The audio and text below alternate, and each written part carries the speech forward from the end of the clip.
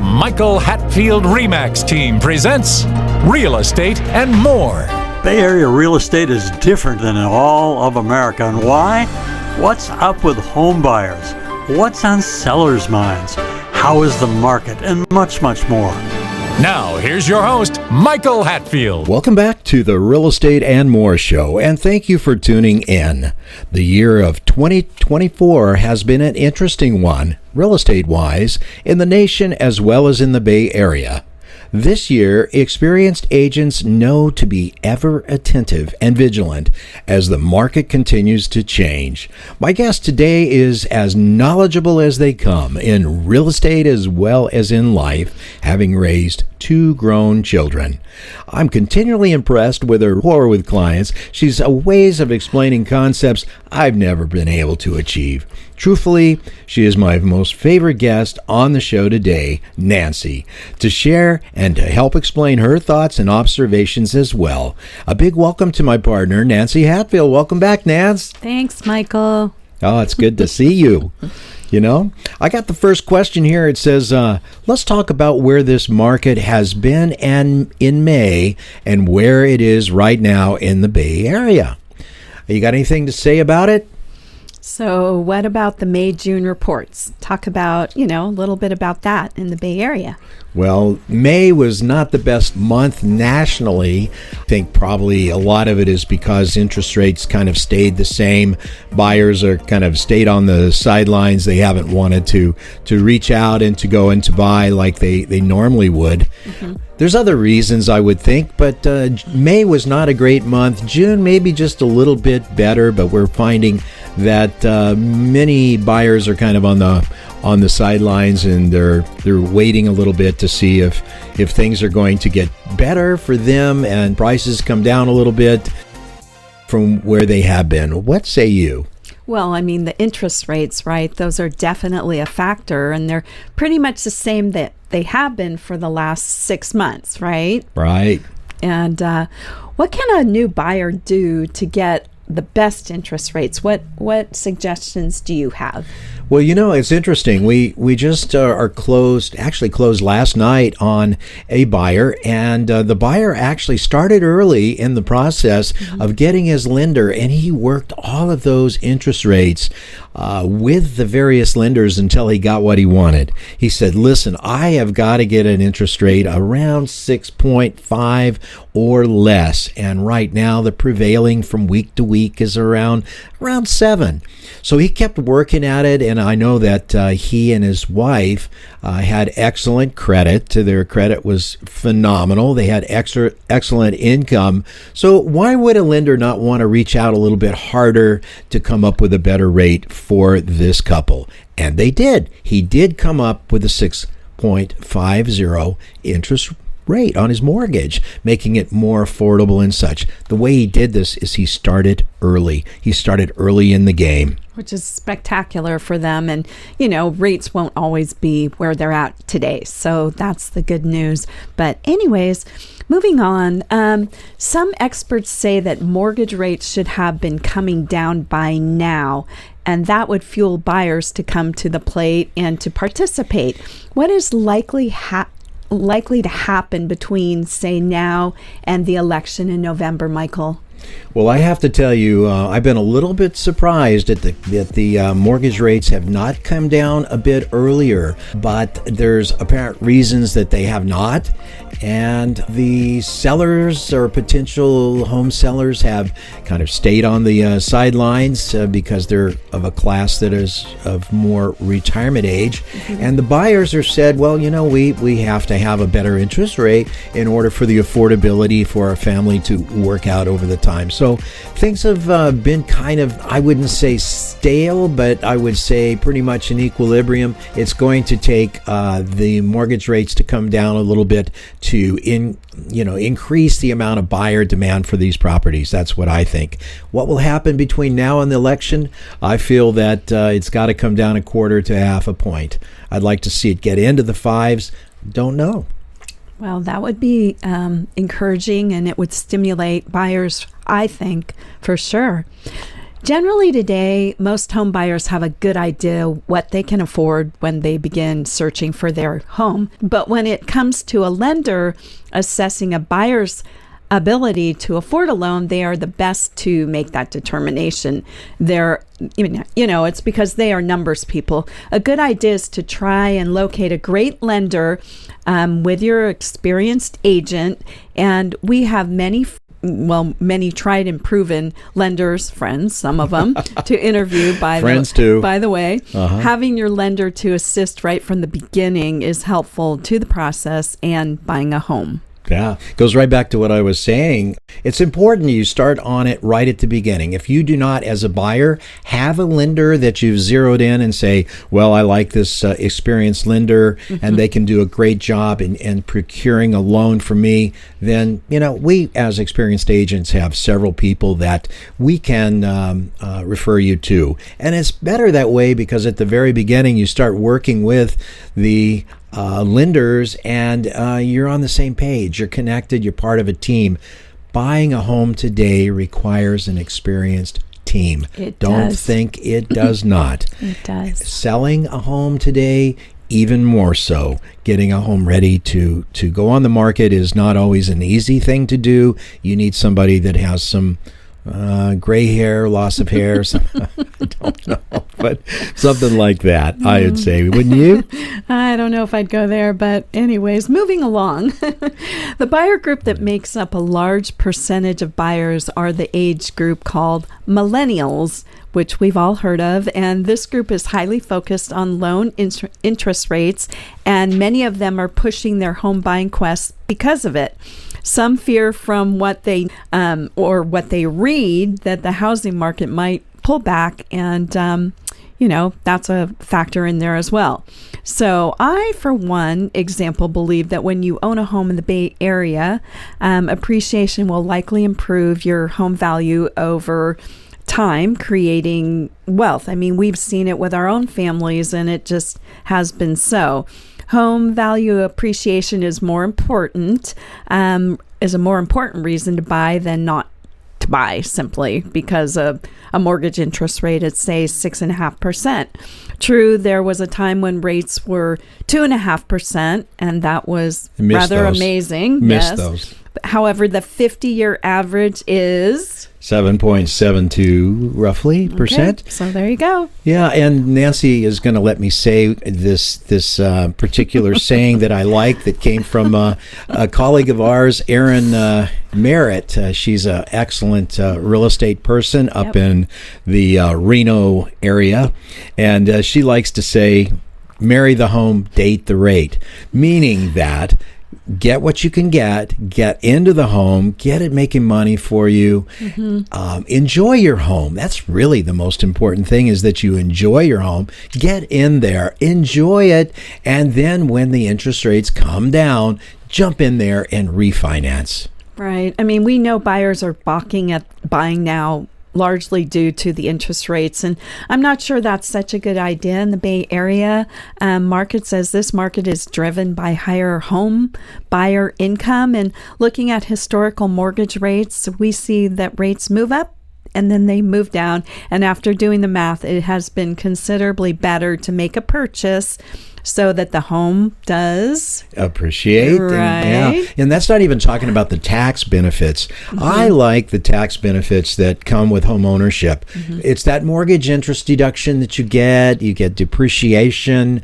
That is like a non-cash deal. They take 26 and a half years of the value of the structure on the property divided by those 26 and a half years, and each year you get to reduce your taxable income by that yearly amount, which is a good deal. You just don't want to miss the opportunity to buy just hoping and waiting and praying that there's an interest rate of 3%, because just if you can do it and you can make it happen, it just makes so much sense. Yeah, because what happens is that when that interest rate goes back down, everybody comes there and the buyers flood the market, drive the price up. It's like the number of loaves of bread on the shelves at the supermarket. So anyway, according to the Big R website, I don't like to say their name, but they are reporting that May home sales were just 407,000 units sold in May. That would be home sales down roughly 3% from the same month last year. Further, home prices nationally were up 5% from last year. Also, the Big R website reports that in May, almost 1 out of every 5 homes that were on the market went and had a price adjustment, which is kind of interesting. But then that's a good thing. That's a healthy thing for the market. The market is never going to be static. It's always going to be changing, and it's good to see those changes happen. And at some point, it will turn back around and become a buyer market, sellers. So pay attention to that. So here we are. We have sellers of retirement age, the biggest bulk of them, saying, well, I've got a 3% loan. Why should I be moving? Why should I put my home on the market? Right. And then you got the buyers that are not wanting to pay 6% for the mortgage interest rate. Well, come on, they got to come together. If you're going to buy a home, you should really consider very seriously doing it today. We're going to take a short break. We'll be right back. Here's Michael Hatfield. Business owners, have you considered how important the appearance and impression your offices make to prospective customers? Appearance and impression are critical to clients, thus to your overall success. If your company could use that warm, inviting, and welcoming appearance, I have an amazing complex of offices just listed for lease in the quaint town of Danville. Freshly remodeled, meticulously built, the 3,700 square foot space enjoys incredible street exposure, front and side entrances, abundant parking, reception, conference room, 11 individual offices, even a team member kitchen. This premium space is located in a blue ribbon building maintained by the renowned Sherman Properties Group. Waste not 1 minute. Call us now. Get help with buying or selling by calling the Michael Hatfield RE/MAX Support Team at 1-800-800-5763. That's 1-800-800-5763.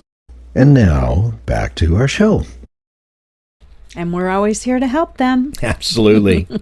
So in the residential purchase agreement, there is, unless it's removed by the buyer, the investigations contingency. And it's a clause where a buyer promises to remove his or her right to vacate the contract if his or her inspections,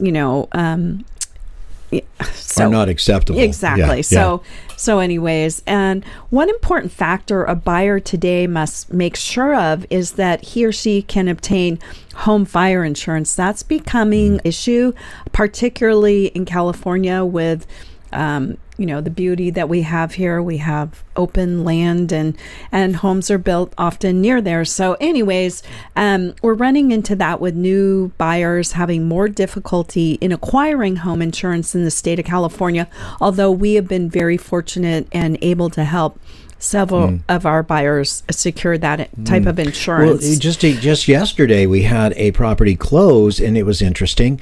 A little bit of history is important. State Farm, because of a lot of the losses that were paid out due to the wildfires that we had in California, they vacated the California market and said, we're not going to issue any new policies in California because of it. We can't make enough of profit to do it. So they represented roughly 20% of the home insurance market. They vacated California, and then a couple other ones did it too. So making the ability to get home insurance really tough. So with that in mind, when you start working on a home, you want to actually do the same thing that you've done with your lender. Right. And we have fire insurance people. It takes a little longer to get it. You have to be a little bit more diligent and getting one that makes sense where your premiums aren't way too high. So start early on that. And like I say, we're experienced agents. We know where to find these carriers that can help. Incidentally, we had one client, we represented the buyers, and this is just for your information. They had actually bound the insurance with the big F company back on the 10th of June. And then on the day that this was to close and the lender is to fund into escrow the loan, the lender says, we're not going to do it. we're just not going to do it. And crazy. why is that? The agent jumps in the middle of it, which happened to be me. And I said, why are you not going to do it? Because the roof, they said, is greater than 20 years old. Well, so what? And they said, we're just not going to do it. The bank says, well, if you don't have replacement cost for the roof, then we're not going to fund the loan. These are really great buyers, by the way. I mean, from a financial standpoint, they're well qualified for the loan. So we jumped in the middle of it, found the manufacturer of the actual roof, found that the roof was one of the strongest metal roofs that you could put on a property, a 60-year roof, and it was of a nature with an underlayment, which is a foil underlayment, not a straight tar paper roof, that this roof has been shown to withstand wind speeds of 120 miles an hour down in typhoon country. That is absolutely amazing. So I was able to secure the information on this roofing product, send it to the insurance underwriter, and in one day, with blessings from above, I have to admit, the insurance underwriter agreed to go ahead with the insurance policy, and then the lender funded the loan, and it closed last night. Fabulous. So, yeah. So the actual moral to all of this is when you work with an experienced agent, whether or not it's us or anybody, folks, you've got somebody that can help you when these issues crop up, and they will. In this process that we have in the purchase of a home in California or the sale, these kind of things will, they will pop up. It's inevitable. So, Michael, what happens, for instance, if a buyer truly can't obtain suitable home insurance? What can you say about that? Well, that's a very good question. It really is, because in a normal market, meaning that not a seller's market, not a buyer's market, kind of a balanced market, there are contingencies in the residential purchase agreement. One of those contingencies is what they call investigations. And a buyer, when he puts down the earnest money deposit, which is about 3% of the purchase price, into escrow, he agrees that within a certain amount of days, unless he waives it, that he will remove the investigations contingency. That means that somebody is going to do inspections. You're going to know from a professional standpoint the quality or lack of the home, and have a report so that you are firmly aware of what it will be. And you have so many days to remove that in writing, allowing the contract to proceed. And that's an important thing. When the market, however, is a seller's market, a lot of buyers will remove the investigations contingency right away on the offer to get the offer accepted as kind of an inducement to the seller. And if you can't get insurance, now there's an issue, and the seller would actually have a, the buyer would have his earnest money deposit at risk. Kind of interesting. It's a tough situation to be in. It's a tough situation. So that's why you need to work with a really experienced realtor that can help you with assessing the condition of the home, so that you know what to do with the investigations contingency right from the beginning. And navigate through those challenges, because there will often be challenges. It just seems like that's the way it is, but you're good at that, Michael. Oh, thank you. You're good at that. Well, you are too. You have a way of talking with the clients, and it's a very important thing, because we're full service, meaning that we round out the edges, and one of the important things is we answer our phone to our clients as soon as we possibly can, even on vacations. We do. Yeah. Well, let's shift gears a little bit, Nance.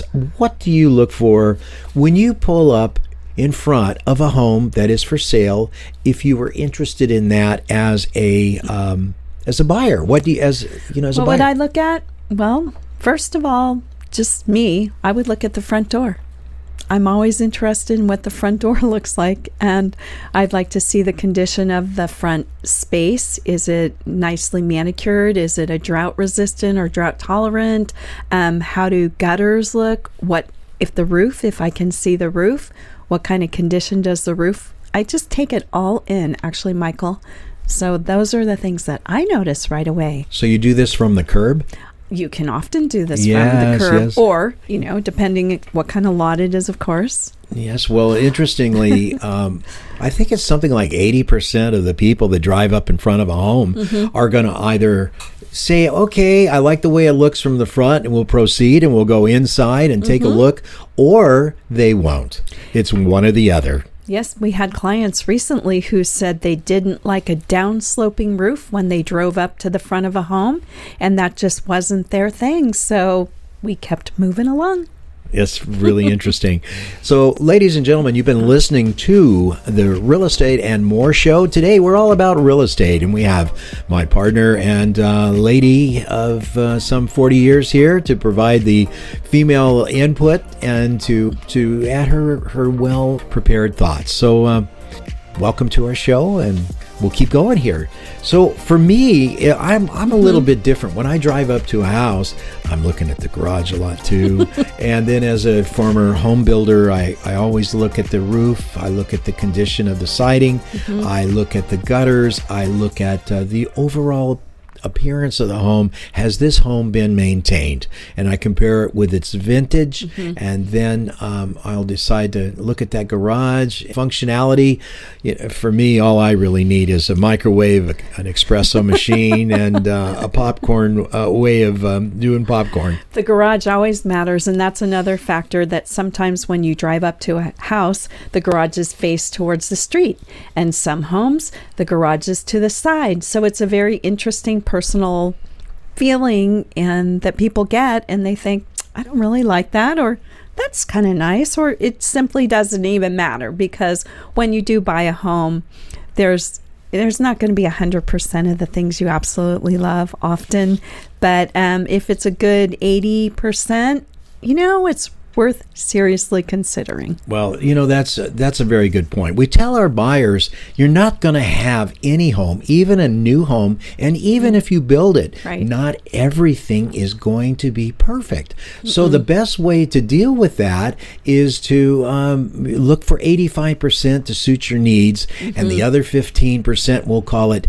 make it your own effort. Make it your home. It's not sweat equity. It is make it your home effort. That's 15%, 10%. Find one that is close to what you like as absolutely possible, and then go from there. So that's a very good point. Right. It's like it might be a deal breaker for you and your significant other or spouse or whatever. I mean, say you've really got to have that family room, kitchen combo, and that's just a deal breaker. Well, then you need to find that. Or if you need and want a bedroom, say on the first floor versus a 2-story where all the bedrooms are upstairs, or sometimes people like a certain position of their home and the way it points to a certain direction. There's just so many interesting factors that come into play when people are looking for their home. I contend that the lady of the household is the senior vice president in charge of housing, and she is the one that actually is better at functionality with the family members. If there's an infant or a baby in the family, where the baby is going to go. If there is a 7-year-old, where's the 7-year-old? Let's think about that when the 7 turns 12, and further, work towards that. Well, what about us? Is this 2-story going to be great? It may be great because there is a bedroom on the first level. What do you think? I think, or like if you have teenagers and you really like it that they're on another side of the house versus right up near close to you, and that you hear everything that they're up to. So it really just depends. So Nancy, what do you think? Is now a great time to buy a home in the San Francisco Bay Area? I do. I sincerely do. I think the Bay Area is just such a fabulous place to live and to enjoy, and real estate has just proven over the decades that it is a good place to buy.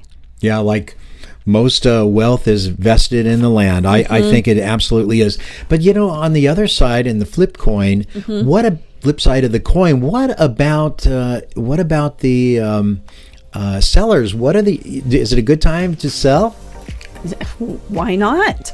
No reason not to. Yeah. Yeah, because there's limited inventory. A few more homes have come on the market in the last month to kind of change that. But in essence, it's a great time to sell as well, because there is no real significant imbalance between inventory and the number of buyers.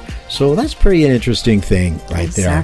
So to close, what are your thoughts that you would like to tell the world of radio out there as well as podcast? I'd say if you've got a question, Michael is a good guy to talk to. I would say, hey, give us a call. Talk to Nancy. She has great opinions, and she's been around a lot. She's a phenomenal mom, and so she knows how it is to look for a new house or sell a new home or make that home your own. We pride ourselves in the way that we represent our clients. We have certain individuals that think, oh, you just want it for compensation. You don't do much work. Well, they're wrong on both counts with us. Number one is we take on a client because they're nice. We only want nice people. It's always the client's interest, number one. It is. So, when you go out there for an agent, I would not recommend being with I don't call them discount agents, because you will not get the level of service that you really need. And as I mentioned before, we answer our telephone. Thank you for being on the show today. You've been absolutely amazing. And it's been a great day getting our tune-up on how's the market May, June, and now, and talking about important aspects of the home buyer and seller market. My wife partner, Nancy, gets more beautiful every day, and I am blessed to have her. Thanks, Michael. You've been listening to the Real Estate and More Show. Please remember to go to our new YouTube channel, My Real Talk Show. That's at My Real Talk Show on YouTube.com. Touch the subscribe button, and if you like the video, please push that button too. Next week, I hope you tune in, and in the meantime, have a blessed week. Please remember to go to our new YouTube handle, My Real Talk Show. That's My Real Talk Show at youtube.com, and touch that subscribe button. You can also find past aired shows at our handle, My Real Talk Show, on youtube.com.